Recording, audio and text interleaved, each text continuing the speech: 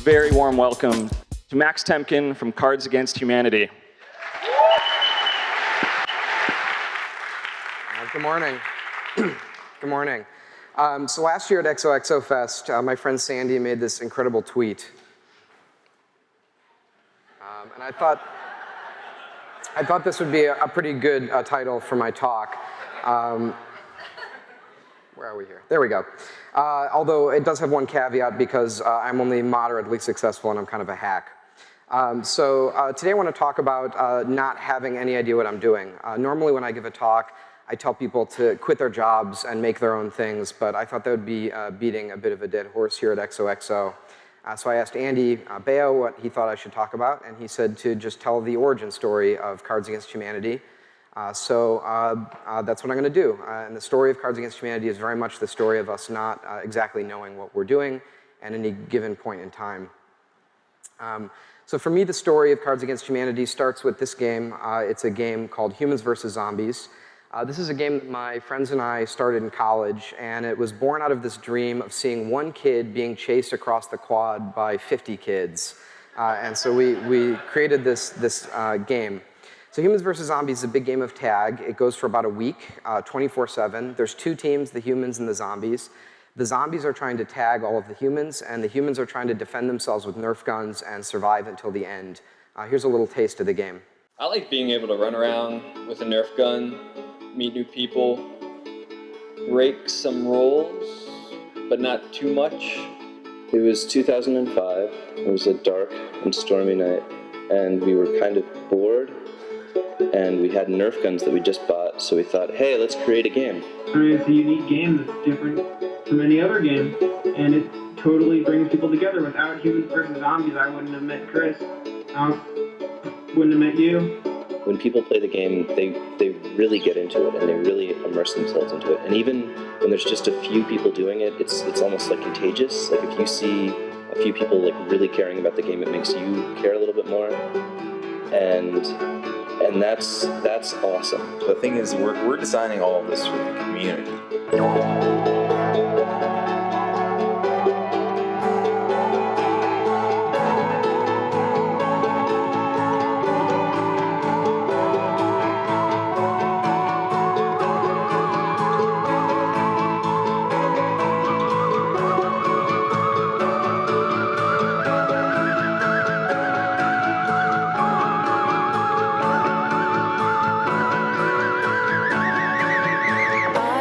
Actually care about it, and they get something out of the game, and like, you know, it's not just a product we're selling, it's like something that people say like is, you know, the best part of their time at college.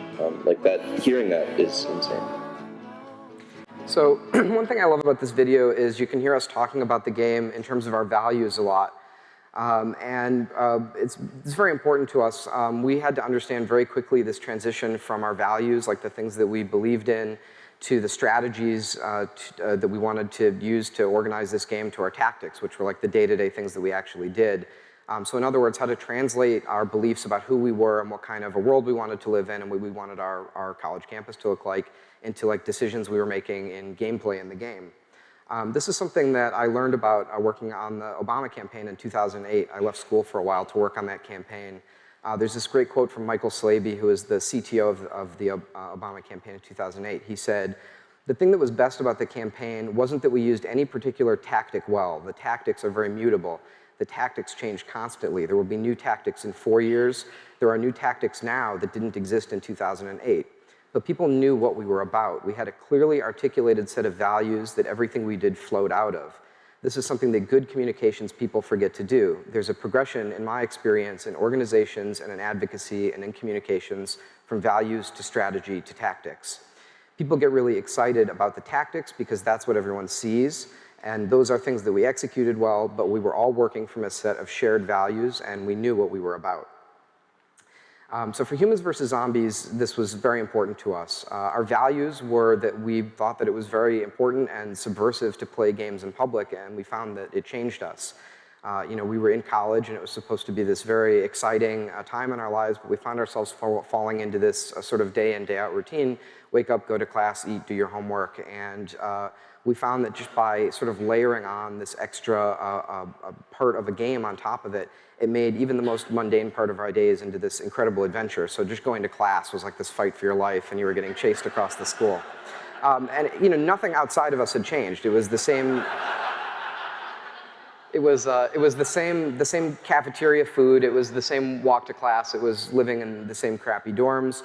But it was just that we agreed to look at the world in a different way for a few days, and it added this whole sense of adventure to our lives. We found that incredibly empowering. So those were our values going into this. Our strategy was obviously to create this game, which was a game that really captured that experience and shared it with other people. And the tactics were things that we did, like making it free to play. So we have a company, and it's in the charter of our company that no one can ever charge to play Humans versus Zombies, and you can't require people to buy any bullshit to play it. So this was hugely important to us, because by the time we graduated, the game had started to spread beyond our school, which was something that we had not planned for or imagined was really possible. And it was spreading very rapidly to libraries and summer camps, festivals, military bases, and then other colleges and universities. And each of those games was organized completely for free by a volunteer on the ground.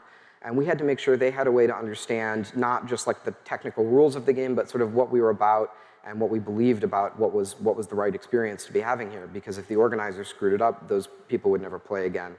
As it turns out, we were able to communicate those values to people, and the game has continued to spread. This is a map of where the game is now. It's played at over 700 colleges and universities. If you're ever in a college town, you see kids running around like idiots with the bandanas on. That's Humans versus Zombies. So this brings me to Cards Against Humanity. Cards Against Humanity is this project. It started out as a thing that we made in our parents' basements in college, and we originally just made it for ourselves. The game is very simple. One player asks a question to the group from a black card, and everyone answers with their funniest white cards. These are some examples of white cards. We first released Cards Against Humanity as a free PDF, just a thing that you could download, and then you'd kind of cut it up and cut the cards out yourself. When we posted it online, it developed a little bit of a cult following. It was up on Metafilter and Something Awful and sites like that. And eventually we took the game to Kickstarter. We were a very early board game project on Kickstarter. We asked for $4,000, and we received a little over $15,000, which blew our minds. That was more money than any of us collectively had ever had at any point. And at the time, that also put us among the most funded board games on Kickstarter. This was before that was very commonplace. So a few months later, the decks arrived at my parents' house. The plan was we were going to pack and label the sets and try and get it done in a couple of days. And we knew they were getting shipped to us from China on a truck, but we did not really understand how big a freight truck was or what a pallet was. So the truck did not fit in my parents' driveway, so this is us unloading the games onto my parents' lawn, at which point my parents told us to get these goddamn boxes off of the goddamn lawn. So we drove them I had a Mini Cooper at the time, so we filled the Mini Cooper up with games, and we drove them like carload by carload to one of the other guys' houses, and the Mini Cooper was like sagging down with the weight of the games. And it took us about a week to label and pack them. On the way out, sending them to our Kickstarter backers, we were a little smarter. We got a U-Haul truck, but none of us had ever loaded a truck before and knew how that worked. So this is a photo of how we delivered the games to our mailing house. They told me at the time that this was not the worst packed order they had ever seen, but that it was in the top 10. So after we sent these sets out to our Kickstarter backers, we started selling the games directly to customers on Amazon.com. We used a service called FBA, Fulfillment by Amazon. And pretty quickly, without too much work on our part, we became the best-selling toy or game on Amazon.com. So this was about 2 years ago, and over the last 2 years, sort of to keep up interest in the game, we've started releasing expansion packs, and now we are the number 1 through 4 best-selling toys or games on Amazon. Thank you.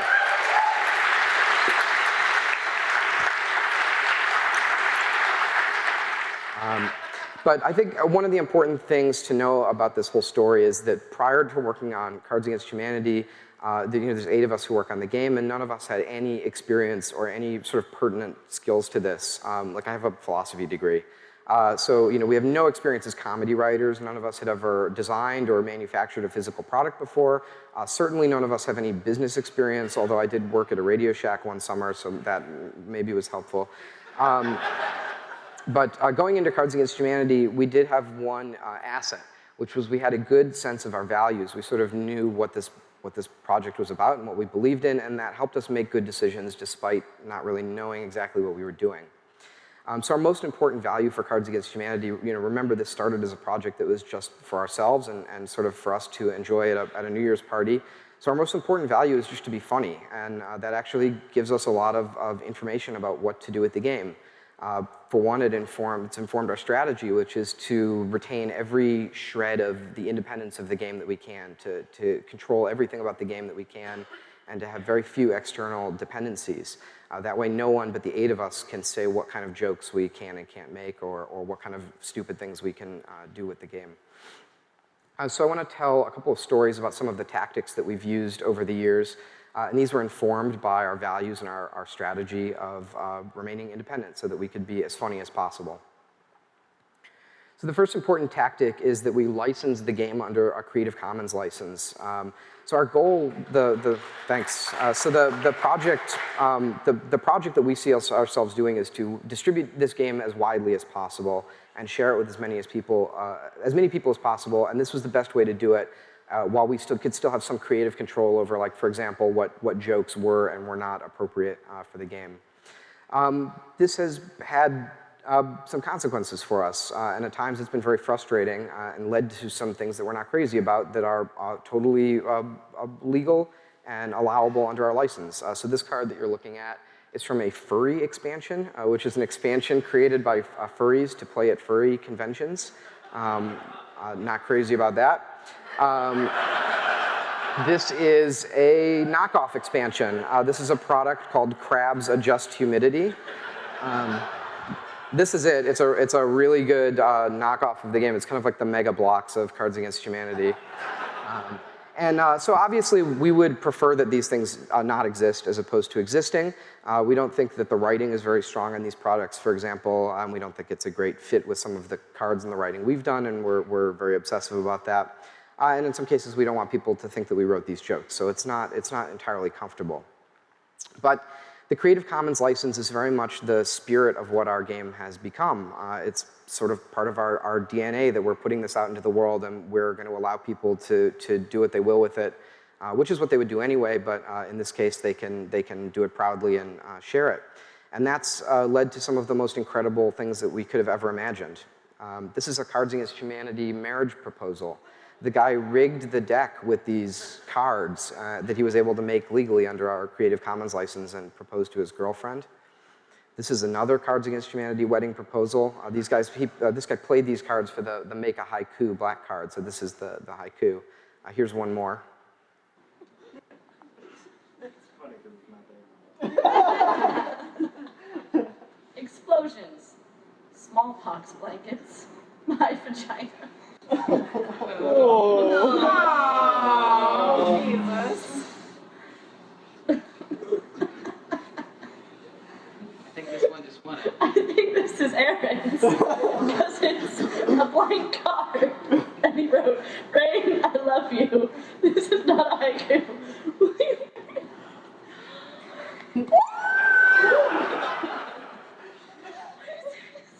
Yes.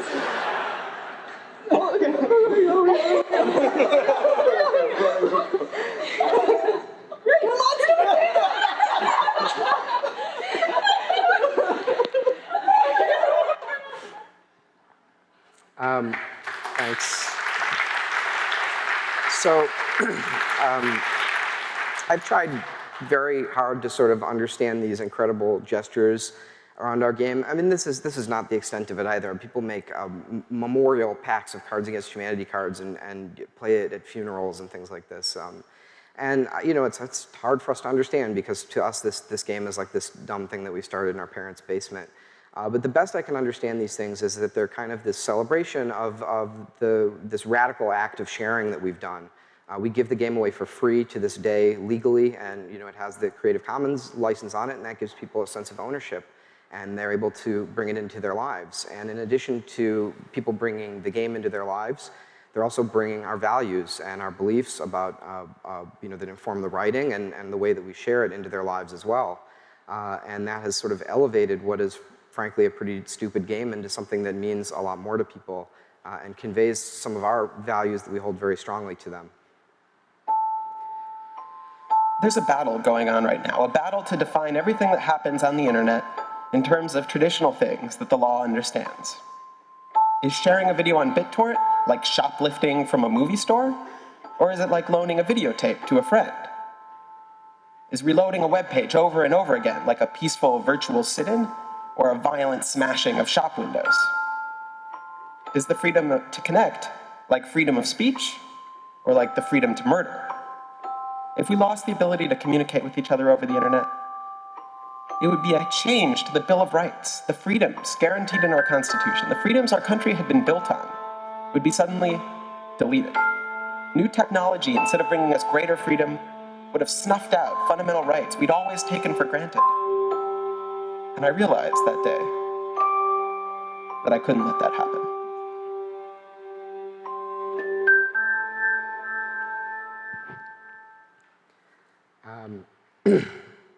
That, of course, was the late Aaron Swartz. So I want to talk about one more of our important values, which is that we have never looked at what we are doing as a zero-sum proposition, by which I mean that our success, we don't believe that our success is offset somewhere else by somebody else's failure. So I think this is true for most of the stuff that's happening on the internet and most of the things that you and I are making. But it's very surprising to us to see how much zero-sum thinking there still is about what we're doing. We're part of sort of an indie game scene and a scene of people who are making things independently.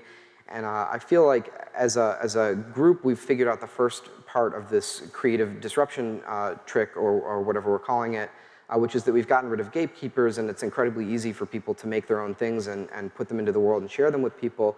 But there's another part that we need to figure out, which is that we rise and fall as a group. And it's a core belief of ours that when one indie game achieves success, the entire genre profits. People take the whole genre more seriously, and it creates more room for everyone to succeed. You see a lot of this zero-sum thinking when people get mad about celebrity Kickstarters like Zach Braff's or Double Fine's. People make this ridiculous argument that the big projects somehow take money away from the little guy. Like there's a certain number of Kickstarter dollars, and they're all going to get used up. But not only is this like a fundamental misunderstanding of how crowdfunding works, but the data clearly shows that this is wrong. Kickstarter has a great blog post about this called Blockbuster Effects. This is well studied, and it's just incorrect. So this idea of our fate as a game being tied to the success or failure of other independent games and the ability of other people in general to create independently is very important to us. This is the last thing I want to show you. So this is a contest that we created called the Tabletop Deathmatch. So this came out of us going to Gen Con, which is the largest board game convention in the United States. And when we went to Gen Con for the first year, we were very disappointed to see that it was mostly dominated by big players like Wizards of the Coast, who makes Dungeons and Dragons and Magic the Gathering. And we didn't really feel like we belonged or fit in.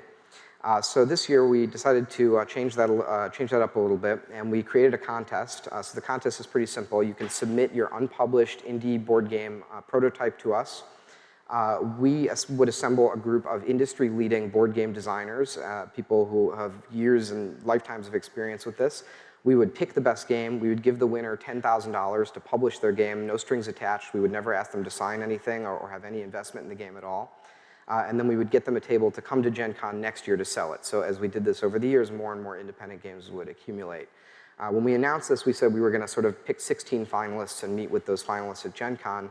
And I was a little worried about that because I was not sure that we would actually get 16 games. I thought maybe we'd have to ask our friends to submit. And of course, this is another case of not knowing exactly what we were doing. We got over 500 submissions, a few of which were quite good. And we got so excited about this when we saw just the huge interest in this that we felt like our contest was not going to reach enough people or kind of give them this message that anyone can participate in creating games. So we have also decided to turn the contest into a 16-part documentary web series called Tabletop Deathmatch, and it's going to share the stories of the finalists, as well as teach people how to make independent board games, teach them about the design and the publishing aspects so that they can join us and do what we're doing. Here's a trailer for the web series. We haven't really shown this anywhere yet.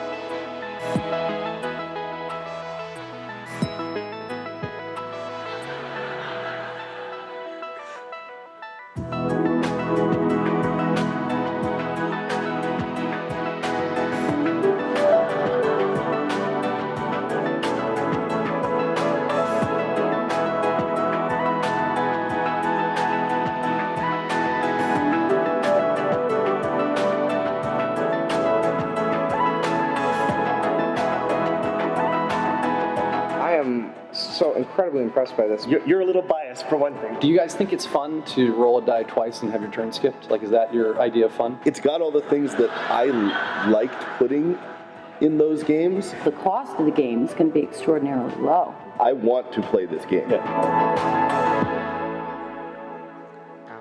So that'll be out this fall.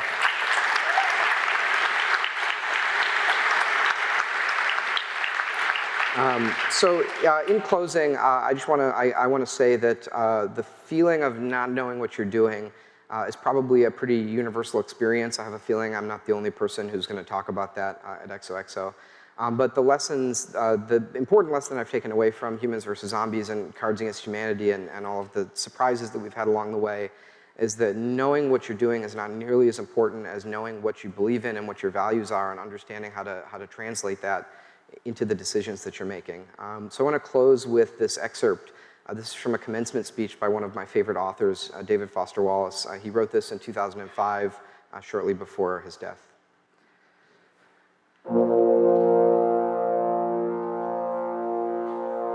In the day-to-day trenches of adult life, there is actually no such thing as atheism.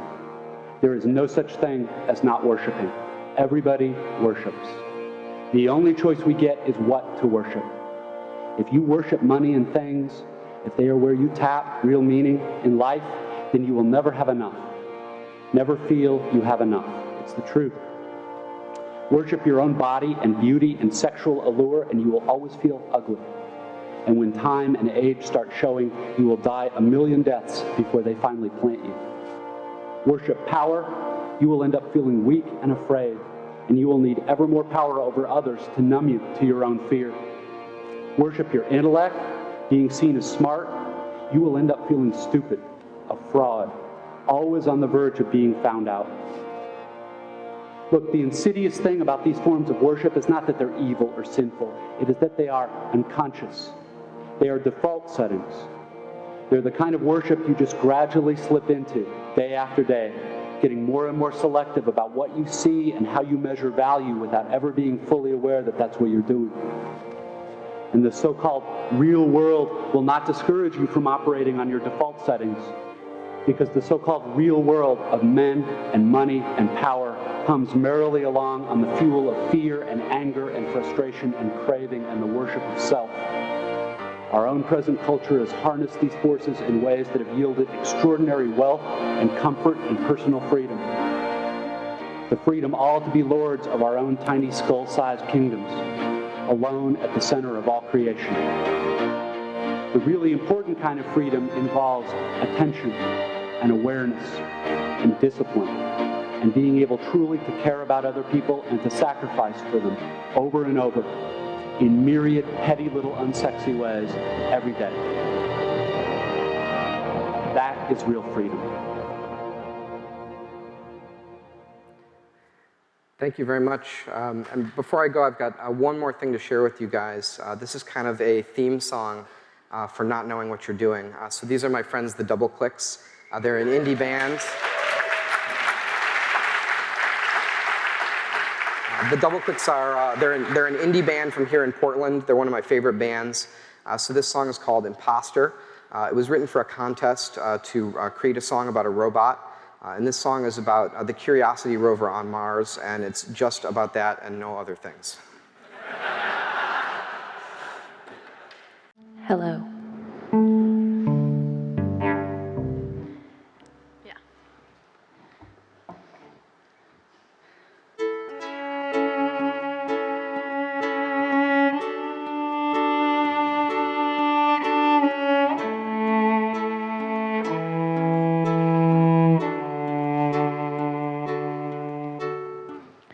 Feels like I've held my breath for hours, and I turn on my eyes to find I'm very far away. I take account of all my wheels, my arm, and my tiny drill. After all my training, I will do nothing familiar today. The folks who brought me up for this have such high expectations, and though they shouldn't, they have dared to dream that I can change it all. I don't know the words of this song anymore. I turn on my camera, and that's not it. Oh my goodness, this is terrifying. After my training? No. Just keep going. Just finish the song. I don't know where to go right now. Tell me to keep going. I don't know where to go. First job. Do my first job. I feel so important and so very small. All I can think is of the ways I'll disappoint them. I've got the tools, I've got the team, but I'm not ready for my close-up. Everybody trusts me more than I do, and I still don't feel like I've even grown up, but I am faking it. I'm just pretending I can do this. I am faking it.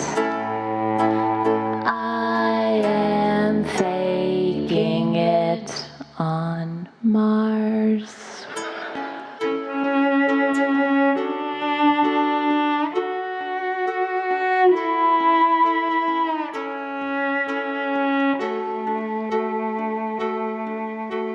They're all watching me, and I don't know if I can take the next few steps with every ticking second.